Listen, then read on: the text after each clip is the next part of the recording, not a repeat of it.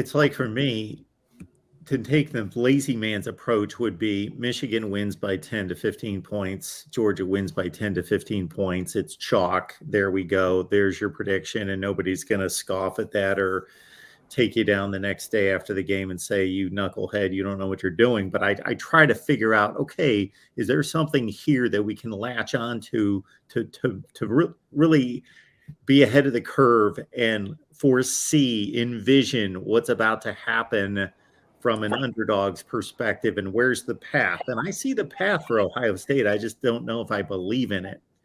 Well, I think one of the things that Ohio State has in its favor is defensively against Michigan.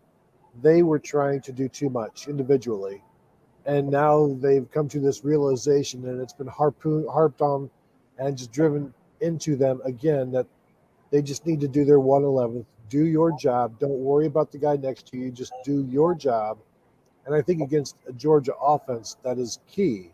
That you don't have to worry about all of these different what if scenarios. Just do your job. The guy behind you will do his job. And then you just make the plays. It's do your job, make the plays, make your tackles. Don't worry about making a big play in a big game. Don't worry about being so overwhelmed by the game that you feel like you have to make a Superman play. So many times we've talked to players 2.5 weeks ago, and then also yesterday, they were talking about you don't need to be Superman. And it felt like against Michigan, some of them were trying to cover deep while also keeping an eye on the quarterback, and you can't really do that. And so now it's more about just Stetson's going to scramble, but don't worry about your guy. Your teammate will get him. And it's that sort of thing where you got to compartmentalize, do your thing.